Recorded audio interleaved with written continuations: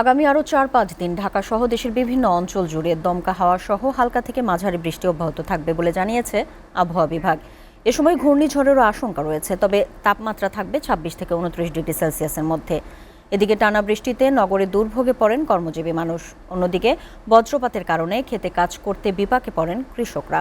দেখুন হাসিবুল ইসলাম শান্তর প্রতিবেদন।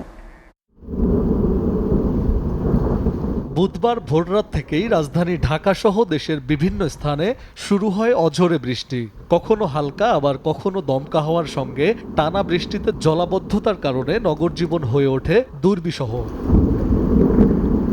বৃষ্টির কারণে বেশি ক্ষতিগ্রস্ত ভ্রাম্যমাণ ব্যবসায়ীরা। বেচাকেনা কমে যাওয়ায় আয়ের পথ হয়ে পড়ে সংকুচিত। বৃষ্টি হইলে মনে করেন আমাদের সমস্যা বাড়ে। বৃষ্টি হলে ব্যবসা বাণিজ্য একটু জামিলে আর কি। ঢাকা শহরের এই রাস্তা তলায় গেছে, আমরা দোকানদারি করতে পারিনি। একই অবস্থা রিকশা চালক ও দিনমজুরদেরও।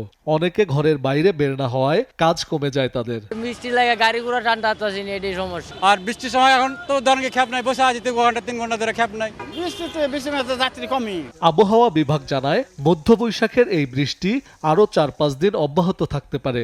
সাথে কালবৈশাখী ঝড় সহ সমুদ্রে ঘূর্ণিঝড় সৃষ্টিরও আশঙ্কা রয়েছে।